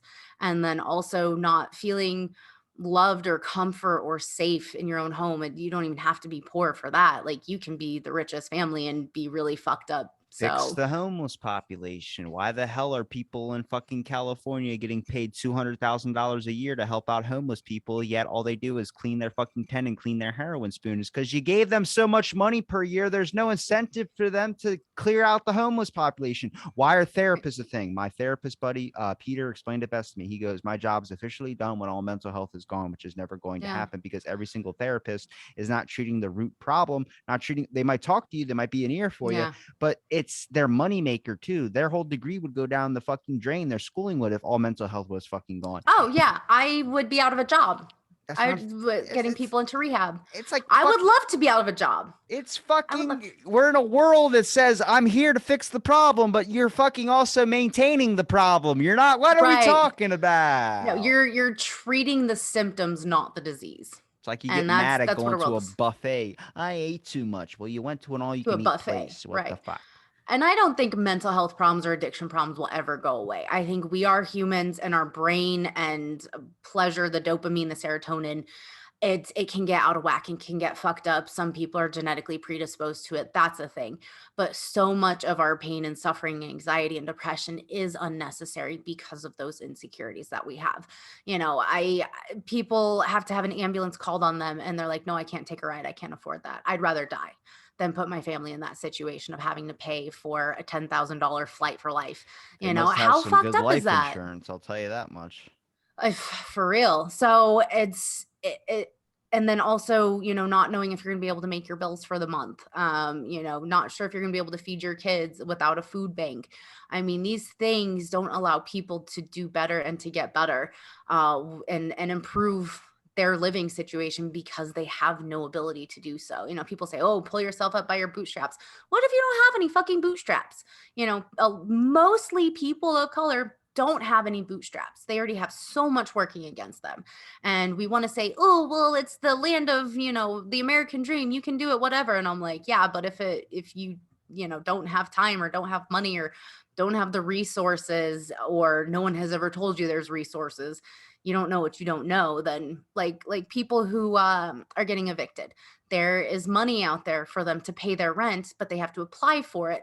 They don't know how to apply. They didn't even know that existed. If you're so busy grinding every single day, looking for a job, running Uber Eats, whatever, just to put food on the table, you're not having time to watch the news or look up housing help. They're not handing out flyers anywhere. And then half the time when people do find out, the deadline has passed to apply for it. So we make things so difficult for people to make their lives better who don't have the tools to do so, that it keeps us in this cyclical poverty. And the worst part is that we all want to be better than someone. And I think if you don't believe that, you are full of shit. Because it means if we are not better than someone, then we are the shittiest, lowest of the low. And that means our life sucks. And we don't want that. So people who are in power, they want to stay in power. Power is very addictive. I think it's the most powerful drug out there. There's this whole thing on people who can be the most benevolent, kindest person almost always sell out for money and power. Almost always. There's only been a Power few people in corrupts, history. absolutely. It does, except a few people in history. Abraham Lincoln was one. They said he did not lose that empathy for the common person, for the poor. I That's heard just, about this on NPR. So, well, I I was mean, about to okay. So, say, I wouldn't use NPR as a credible reference. They've gotten a lot of shit wrong about the COVID vaccine, and first of all, a lot of shit wrong with the mask mandates as well too. They're about as flip flop as the fucking CDC on that well, one. because they're listening. That's the It's problem is because they're the trying to listen to money's the getting experts. tossed their fucking way, and that's what They happens are a to it. non-for-profit and they are owned by their listeners. I'm They just putting that say out there. non per fucking Blue Cross or whatever, the Red Shield, whatever that fucking shit was. That was the Red Cross. That's what it was.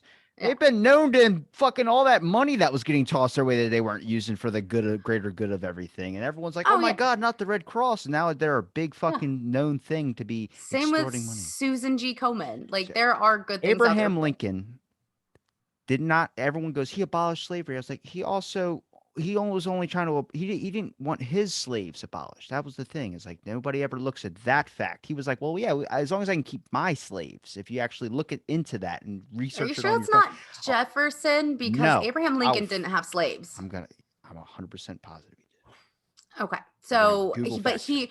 he did not abolish slavery because of the moral implications at first. It was economic.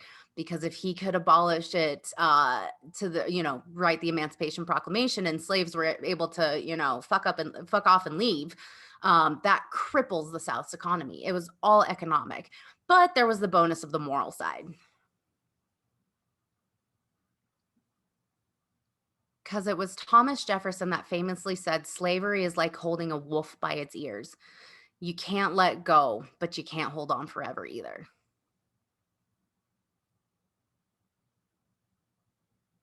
Oh, I'm still reading through this. Though Lincoln argued that the founding fathers' phrase, all men are created equal, applied to black and white people alike, this did not mean he thought they should have the same social and political rights. His views became clear during an 1858 series of debates with his opponent in the Illinois race for the U.S. Senate, Stephen Douglas, who accused him of supporting, and then they say equality for, I'm not saying that word.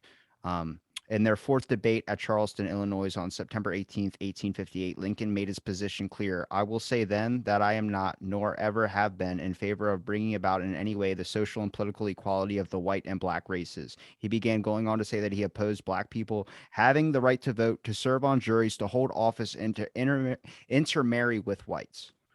And then it keeps on going. But yeah, Which is a common view of the time. And I what think I'm we can't saying look at is it, but he didn't own slaves. And that is a very different he argument. so he was using slaves for legal purposes, and my fucking back thing on my chair just fell off. He was using them for like in juries and federal solutions, his owned ones. Now he believed that slavery, like buying off of a lot or anything like that, but escaped slaves. That's what he was owning, which is just another form of slavery as well, too. You have people that have escaped other states, which he chose not Right. to return them back because he was using them for his own purposes. I wrote a whole paper on this in high school. I was pulling Yeah. a lot of that out of memory too. I No, was gonna, but 100% he because I still was. didn't own slaves. He used them, but he did not buy them, nor What do you keep them, nor have if papers. they live in a fucking in his house and they serve him? Is that not slavery as well too?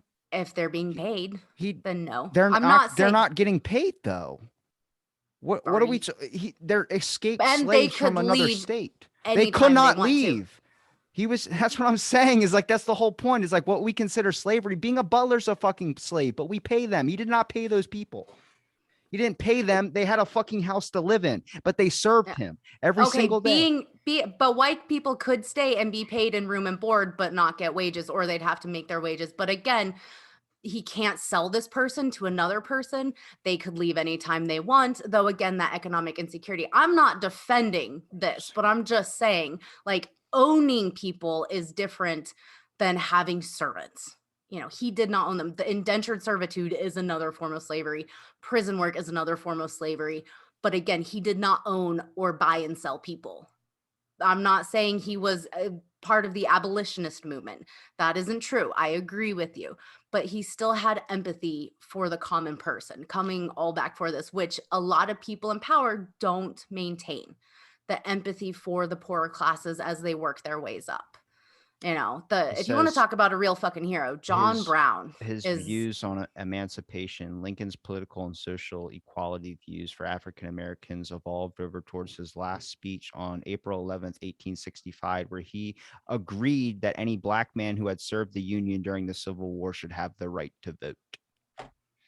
So yeah, he changed people his change their view, tune. to just voting though, and that's only if you served in the Union Civil War, or if you fought for the Union during the Which Civil War. So then, what for the about all the ones time, that didn't fight though? That's what I'm saying. Is like a but lot of again, we can't look at this with historicism I of this is right now, I but know, for the but time, this is massively you're progressive. you're not you're not you're we're missing the main point of why we started me googling that in the first place. Is there? I watched this on the History Channel too.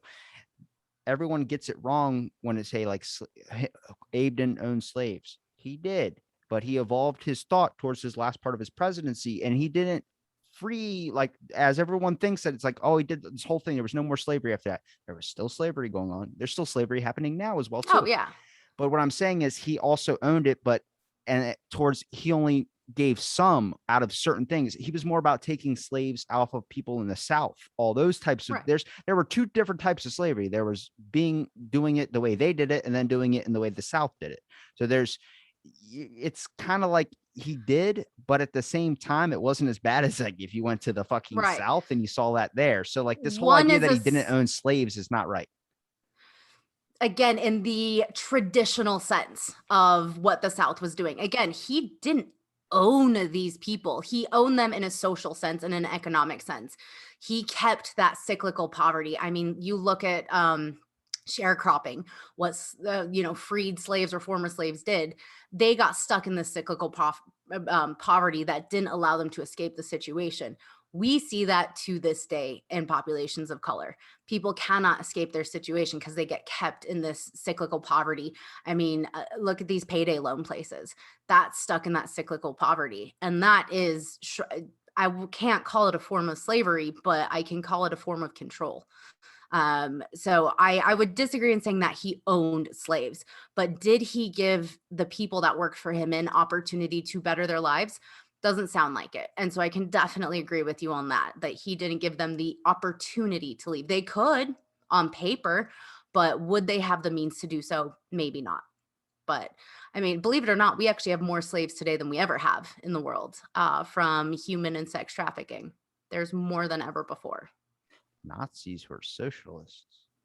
What? No, they weren't.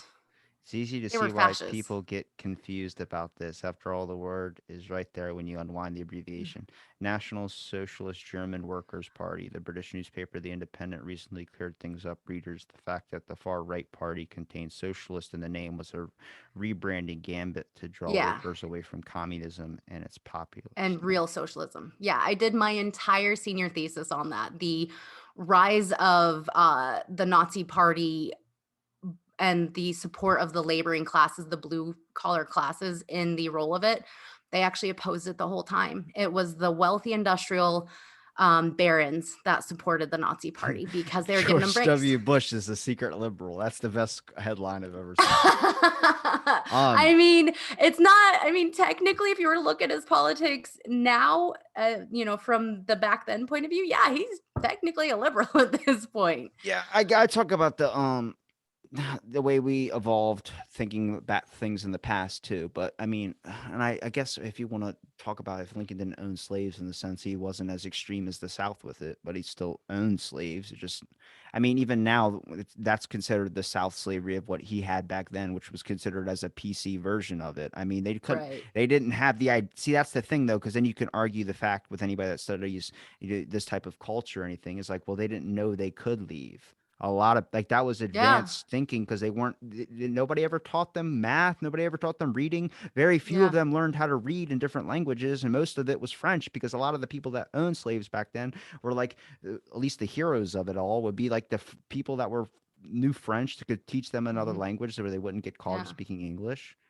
Well, that's why a lot of, excuse me, African Americans can't swim, because if you didn't teach someone how to swim, they couldn't cross rivers to run away as slaves. But no And one if you stopped don't, Cubans from coming. They had to take a fucking raft and travel 3 days on a fucking raft. There's a story about I forgot. He's a famous MMA fighter that he had to leave his family and travel all the way down here, and then he was sending all his money back to eventually get his family over here as well too. But someone stole the fucking raft paddle, so you had to use your fucking hands. So like it was this one raft, no new paddle for like the longest time. People are taking this raft on a 3 day fucking journey. Hopefully they fucking made it there. dear Lord, I So don't you know don't where even that came need you from, don't but even need to have that experience. You just need to understand how fucking hard it is when you have a flat tire and trying to walk to your fucking house. Now imagine that times 1,000 for fucking 3 days straight. You can find an yeah. example in your life to be able to relate to that. It's not going to be the same exact experience, but if you know the worst pain of something of being stranded somewhere and amplifying it that by however much, you're not going to understand that true essence, but you're going to Yeah. understand the basis of the idea, which is like the whole fucking Yeah, point. just And that feeling trapped and that there is nowhere to go. I think honestly, and this is going to be maybe a bit out of left field, but I think a lot of people when you say, "Oh, why don't you just leave this person? Why don't you just get out of your marriage?" You look at women who were being severely battered and abused back in the day when women didn't work. You know, what were you going to do? How were you going to make money? Where were you going to go? You were utterly trapped in this situation, oftentimes based on economic barriers, if you will. And I think again, people of color face that. Women used face it and used to face it even more back in the day. Refugees, you know, you are in this oppressive government that, you know, you say one thing out of line, like forget it, you're imprisoned or dead. So I think we all have experienced. was like Oh, hi, Leia. I'm sorry, the you're dog walked in the room. So I think we all have this experience of feeling trapped in some way. Of course, I will never ever know what it's like to have to I've paddle with my hands. I was wondering when I could toss this in, but since we're talking about all these topics, I might as well throw this one in too. So, why women do not wish the suffrage? There was this giant thing about women wanting to vote, and Yeah, it wasn't women that wanted to vote; it was men that helped them get to vote because they thought that they could sway their opinion to vote into their side. Out of the sure. 575,000 voting women in the state, only 22,204 actually cared to actually have the right to vote. It was mostly Yeah, just fucking men that were pushing them. They're like, "What? Like I'm not surprised. I don't want more power because then you're going to make me do more shit." They're like, "Well, we need you to fucking vote. We need you this so I can convince your opinion and do." Right. But just saying that, people go, "What the fuck are you talking about?" It's the real shit. Yeah, Thank God I found women that didn't. article. Yeah, women, and I agree with like the suffragettes though. Some of the women who were impassioned about it, going on hunger strikes, like they would force them to eat out of a feeding tube, like shove it down their nose and then force them to eat. And they would starve themselves for like 20 days at a time. It was insane what some of these women did to vote. But you're right, like, but and it was in the hands of men. So one of my favorite stories, and I wish I could remember the names, but it was Tennessee that was the final state to ratify the 20th Amendment. And in the Tennessee State Senate, who was deciding, yes, should we do this, should we not? Um, and then sending that rep to Washington, it was a complete deadlock, 50-50.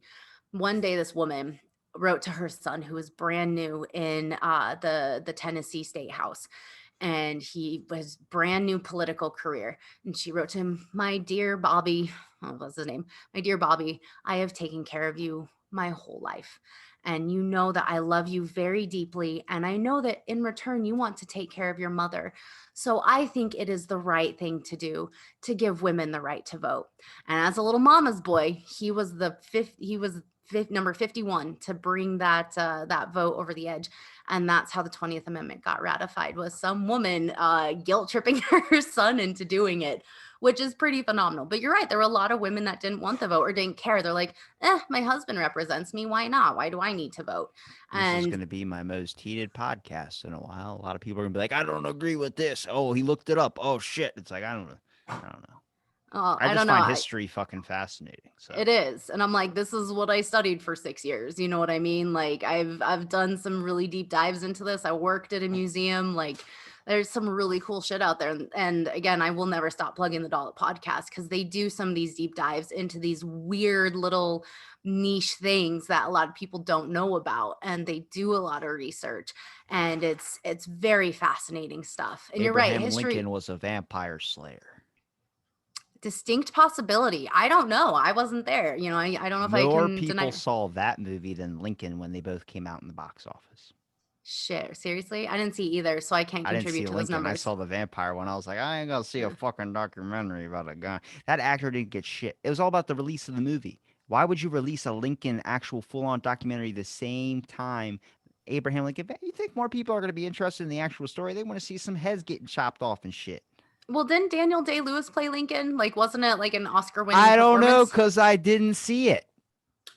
Apparently, it was a phenomenal movie. It wasn't a documentary. It was definitely some fictitious liberties taken, but yeah, his wife, insane, batshit crazy, like totally Lincoln had was some mental health shot issues. in the head and he fucking died 7 hours later Yeah, in his bed he lived. because I thought it was the next day. I thought Like he he full on. no, it was 7 hours Yeah. later.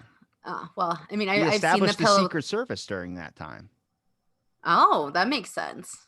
So I had that's an pretty uncle neat. that was part of the Secret Service. He served Ford, Carter, and Reagan, I believe. Like total badass. Was there when Reagan got shot, and I'm like, what? Like, it's so cool to know people like that. Like, who do you think? Who is the most interesting person you've ever met?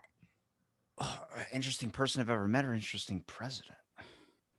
Person. I don't think I've ever met anyone super interesting. I mean, you've done 900 episodes with some really cool people. I No have one stands favorites, but out. some people wouldn't say that that's I don't know. I mean, To I've had you, interesting. It doesn't have to be what society would think is interesting. everything's interesting. If you ask me one day, Fair it's going to point. be a different guest, and then if you ask me another day, Right? it's going to be a different guest. So when people are like, "Oh, my job's really boring. I just work in like supply chain analytics," and I'm like, "No, that's cool. Tell me about it." I Like, like our second there's, episode we did. oh God, what did we do for that one? I have a terrible memory. You're gonna have to go back and listen to it. I'm gonna have to go back and listen. I know. I'm like, I guess just get so in the moment. The second we end, I'm gonna have no idea what we talked about until I listen to it again. So You're like, oh yeah, my God, Robbie, you should have edited all that. I'm like, no, it's natural conversation. Why? There talking should be about no stigmatized topics because then you're never no, going to learn about those topics. never gonna learn and never gonna grow or make anything better. It's like we forgot the last pandemic, and then when this one happened, we didn't know what the fuck to do. And we did. If you look at the Right. Black Plague one, it's exactly the same shit, except you don't notice the details, the methods of what you did when this happened. What was this? All you know is there's doctors, plague mask, rats, and then all this type of shit. Right. But nobody looked at the steps that they took. And I guarantee you, if you track those Yeah. fucking steps, they all lead into exactly what we did. Yep, quarantine. That's a lot of the reason like Catholic priests did okay because they would quarantine Jesus themselves Christ, in a don't hit room. that topic. Oh, well, let's leave all the other stuff away from it, just historically speaking for this one moment. Why? Wait, hold on. Why when we know there's a scandal with one of the priests, do they just move them to, we're not going to have them around the people anymore? What is that shit? Fucking go after that guy. He should be arrested. This is like 800 years ago, though. Like again, priests back then could really fuck whoever they wanted. They didn't have to say fuck this children. just happened in the Vatican when like 3 priests just got arrested, and there's that one father guy who's now still in there. They just moved him to a different spot in the fucking Vatican. That's still happening today. It's not left. They say it's gone. It's never gone. No. But I'm not talking about today. I'm talking about in the 1300s about why we can't didn't get the bubonic plague. We can fix this. But learning about it, again, those steps, it's about the quarantining. Like that was the whole point, not about priests doing what priests do these modern days. So the only reason priests have to be celibate, hear this shit. It has nothing to do with morality. In 1117, I believe it was, the Catholic Church, the Vatican. Have you ever heard of primogeniture? Nope. Okay, so that's when land and titles and everything was passed down to the eldest born son. That's primogeniture, meaning firstborn, basically. Well, priests could get married, they could have families, and what they started doing was passing down their title and their land which belonged to the church, to their firstborn son. And the church is like, whoa, whoa, whoa. First of all, that's our land. Second of all, we give you that title. You can't be passing that on. So what they decided to do to remedy all of this was, oh, well, we are going to make an order where you have to be celibate. You can't get married. You can't have sex, which means you can't pass on your lineage. I tell you, suddenly a lot of priests had a lot of female housekeepers, that's for sure. So that's where that came from. It was about money and politics. So if Straight you up. listen to our second episode we did, I mentioned the Viking thing, and you talk about how like the nuns would like mess up their face. Yeah, Yeah. don't yep. Don't cut off your nose to spite your face. Hmm. See how I have all this useless information. This isn't even good for trivia night. Like they're never gonna ask that. But there you go. That's my fears going to a fucking trivia night. Good God. Yeah, like the songs where they're like, name this too. And I'm like, I know this song and I knew the artist an hour ago, but now that you're asking me when there's something on the line, can't remember it. I'm useless. Karla, we're heading up to the 2 hour mark, and I got to make sure I Holy can still shit. cut it down to edit. So, Oh my God, I have to go. So where can people find yeah. you? Anywhere? Nowhere? Somewhere? You can find me on Instagram at KD Dayhoff. Twitter, you can find me at Go Postal Podcast. Add me on So Facebook. I will. I'll have to find you because I don't know if you can find me, but and I'm not on Facebook anyway most of the time. Well, But you know yeah, my name. I do. All right, Robbie. Well, thank you so much for the conversation. Now that it's the 900th episode, I can call it a non-interview. I can call it a conversation. Maybe we can do it's 8.99 maybe, because this is gonna be a weird way to start off the first season talking about all this shit. Cock rings and jizz booths. Yeah. Abraham Lincoln, I was gonna say, but if your mind went to that, okay, then good. All right, thanks for All listening, right. everybody. Stay tuned Thanks, for another Robbie. episode. Right, Bye. I just realized the recording button's